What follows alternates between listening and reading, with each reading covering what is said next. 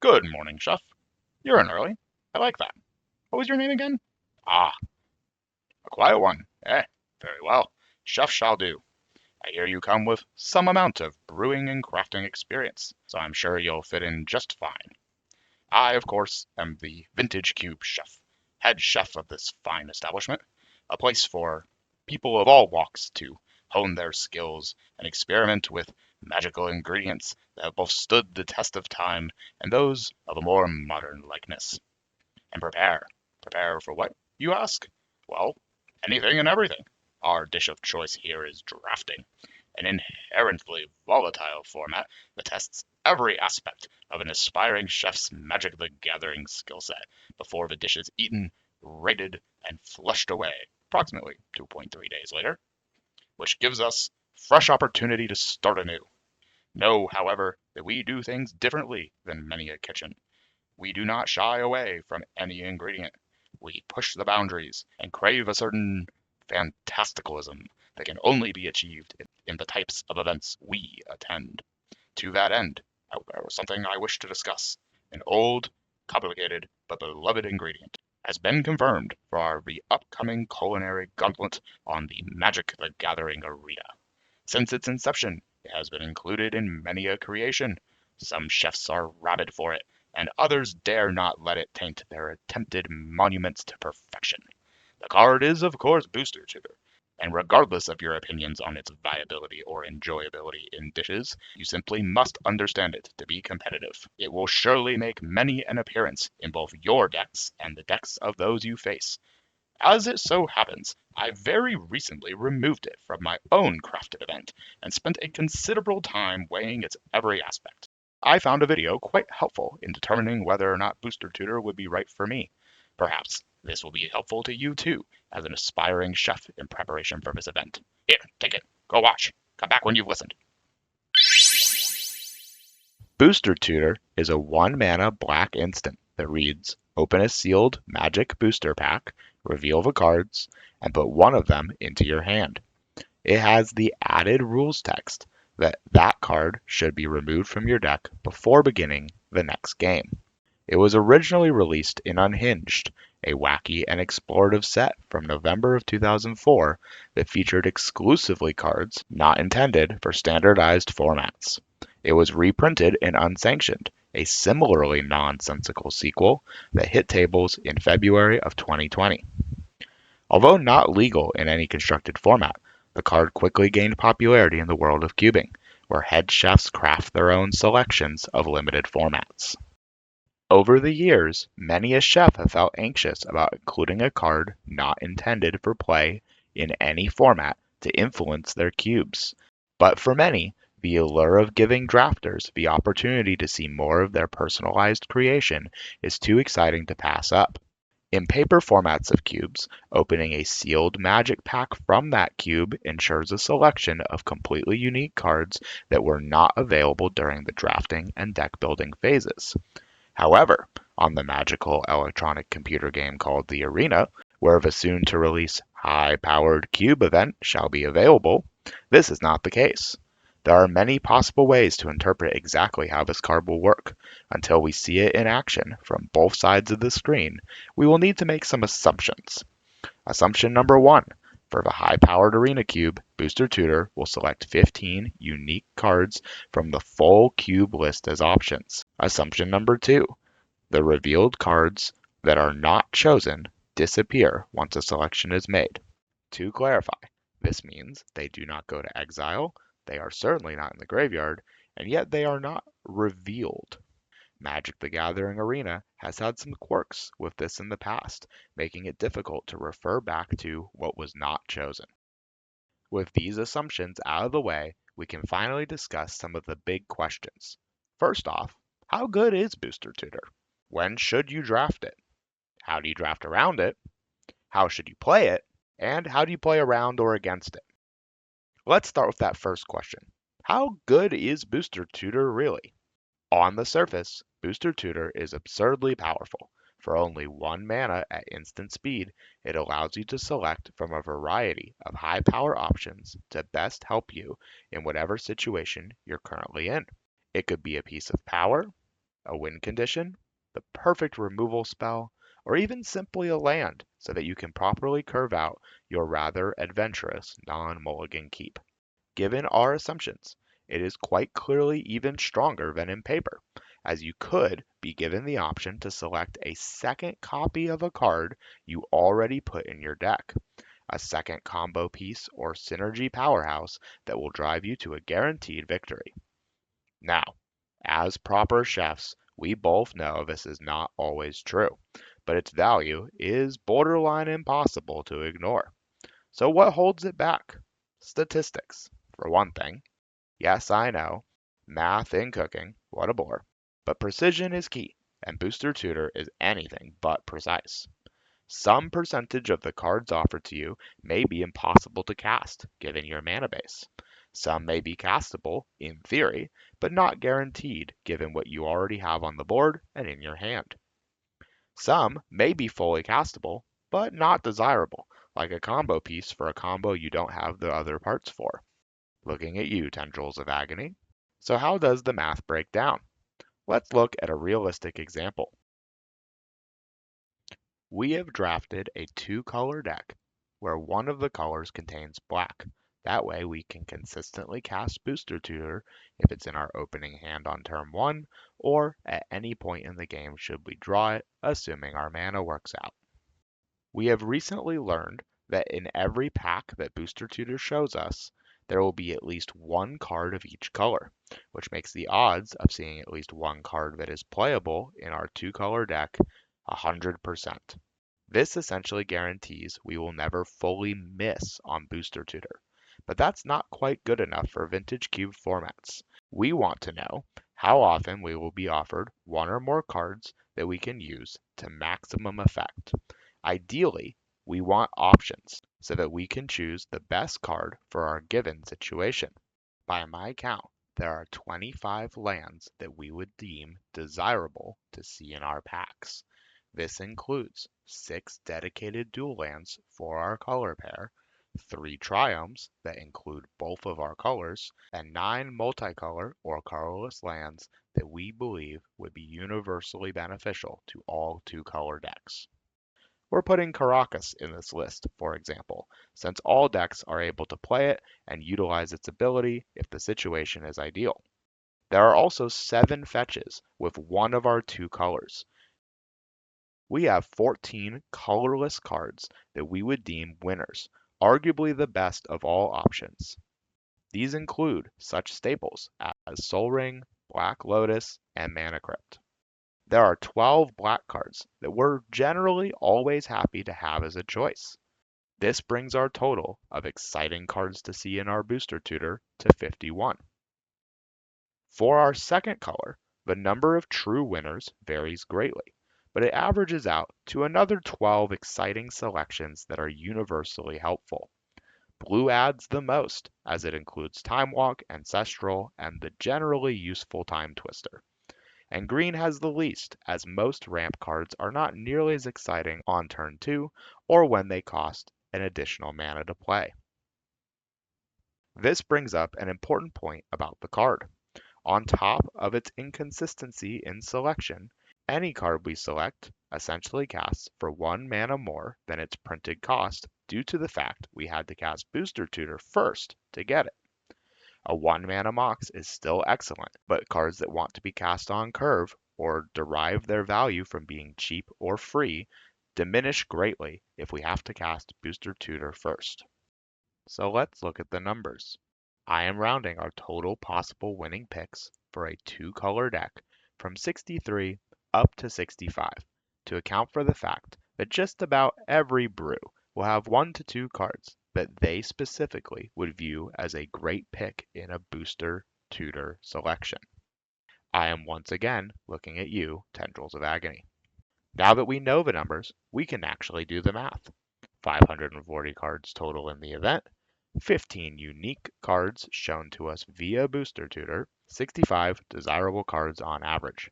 Using a fancy tool called a hypergeometric distribution probability calculator, we can calculate what to expect. And the numbers look pretty good. Over 85% of the time, we should see one or more of the 65 desirable outcomes in our two-color deck. That's pretty good. But as we've stated, the allure and value of this card is partially generated by the ability to select a card from among desirable options. For that, we need at least two winners in our 15 card selection, which we still have a whopping 56% chance of seeing. A little bit more than half the time, Booster Tutor is just as good as it looks on paper. In summary, about 55% of the time, you will see two or more cards to choose from that you would count as winners from Booster Tutor's selection. About 30% of the time, you will be offered one great choice. And about 15% of the time, you will see no outstanding cards, but you will always see at least two castable cards. So, is Booster Tutor good then? The short answer is yes, but with a lot of asterisks. It's important to give Booster Tutor the maximum odds to be excellent in your deck, and this can feed into our second and third question. When should you draft Booster Tutor? And once you've drafted it, how do you draft around it? This can once again be answered by looking at a little bit of the math. It is probably unsurprising that by adding a third color to your deck with relatively consistent mana, it greatly increases the chances of seeing a quote-unquote excellent pick from Booster Tutor.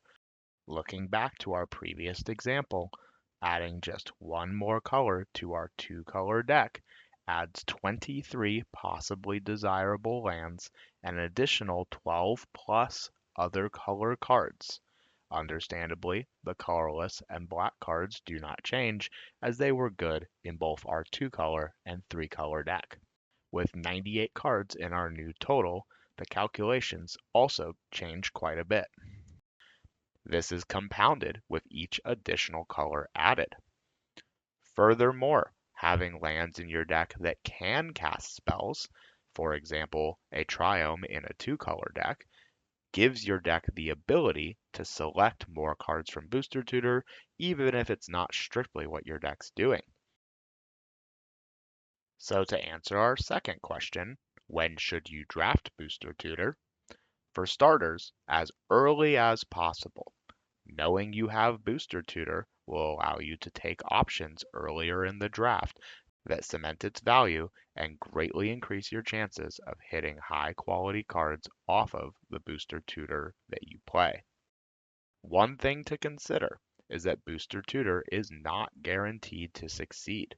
This alone makes it automatically worse than taking cards that are guaranteed to be good in your deck every time you draw them. If your deck is short on removal, taking removal over Booster Tutor is likely better, because when you need removal, you are relying on Booster Tutor to find you removal instead of already having it in your deck. The same is true for all of the high roll options that we would hope to see in Booster Tutor. If we are a combo deck, why would we want to rely on Booster Tutor to give us the pieces we need when we could just take them ourselves? The same is true for acceleration, card advantage, win conditions, and lands. Booster Tutor's expected value during your draft plummets the farther into the draft you are, assuming you are not already in a deck that would greatly benefit from Booster Tutor. Booster Tutor is not ideal to splash, but it is excellent in multicolored decks. If I'm already playing a dedicated four-color deck, adding Booster Tutor is a no-brainer. It's safe to say Booster Tutor should be in the top echelon of cards you are considering in your early picks of every draft, although you should very likely not be taking it pack one, pick one, over substantially better cards that are always going to give you the value you expect. To answer our third question, once you've drafted Booster Tutor, you should prioritize lands that allow you to cast more spells from the selection Booster Tutor offers, and cards that themselves are inherently consistent and less reliant on what you find in a Booster Tutor. If you have to ask, Would I rather Booster Tutor have just drawn me a card and done nothing else? Booster Tutor's probably not great in your deck. This is especially true in more aggressive decks, like red-white aggro. Let's now look at our fourth question. How do I effectively play the Booster Tutor that I drafted? There are essentially two cases where we are playing Booster Tutor. Either we are playing it on turn 1 off of an untapped black source, or we're playing it at any other point in the game. Playing a Booster Tutor on turn 1 greatly changes the math for whether or not it will be successful. For one thing, the number of cards that are excellent on turn 1 is less than the total number of excellent cards. This is especially true given we know very little about what our opponent is doing. We don't know what we need Booster Tutor to give us, and we have little context to make an educated decision about whether or not the card we select is going to be effective in the game we are about to play. However, selecting certain cards off of Booster Tutor are better on turn 1 than at any other point in the game. This includes all 5 Mox, Mana Crypt, and any other turn 2 plays.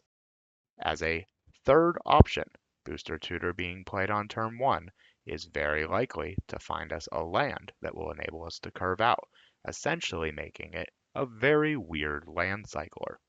Playing Booster Tutor on all other turns diminishes the value of some of those early game bombs like a Mox. A Mox on turn 5 is still good, but nowhere near as impactful as playing it on turn 1 into either a second 1-drop or enabling you to play a 3-drop on turn 2.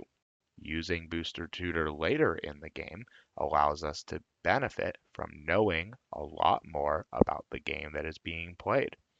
Perhaps you understand what your opponent is trying to do, and therefore certain cards become more valuable than they would have been on turn 1.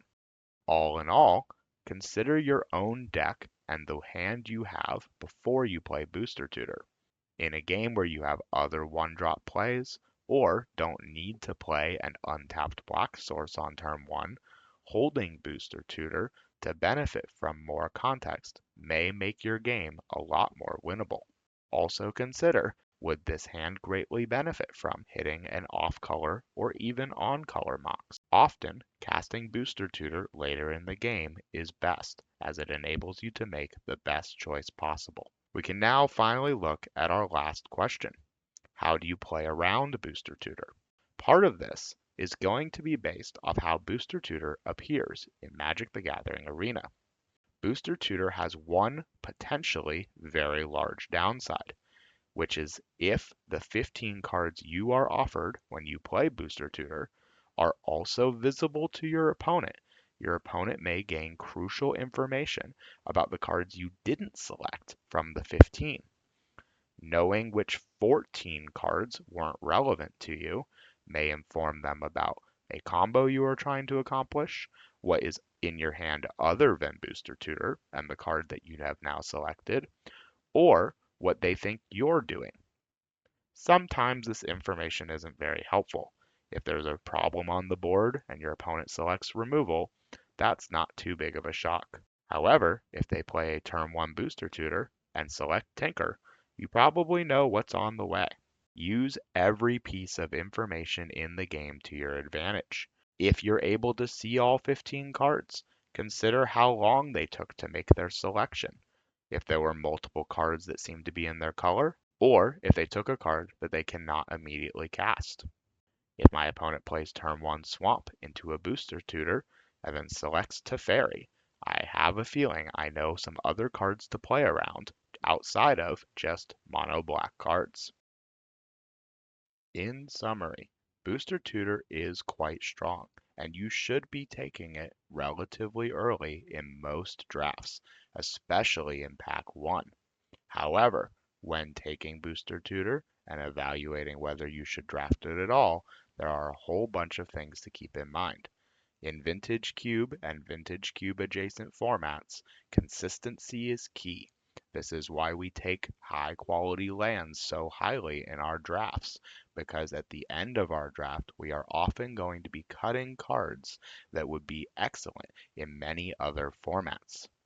To this end, you should constantly be considering whether or not Booster Tutor would be better or more valuable than the card you're taking over it in terms of consistency and at the various points in the game where you would play Booster Tutor.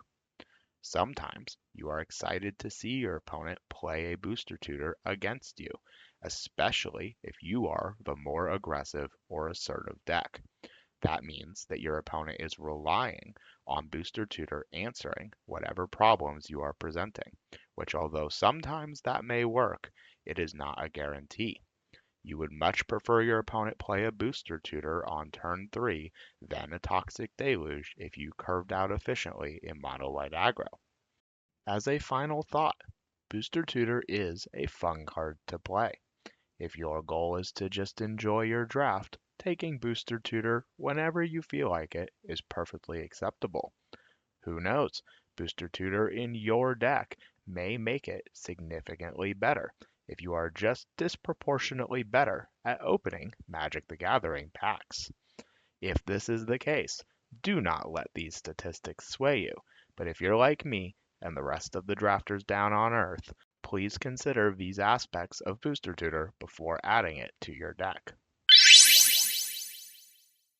Oh, you're back. Perfect. Does that mean you watched it? Good. You should have everything you need to know in preparation for the upcoming event if you were to see that elusive card. Now get back to work, or start working, or whatever it is. We got plenty to do. Hey, you made it all the way through the video. Thanks for that. If you would consider subscribing or liking, it'd be much appreciated.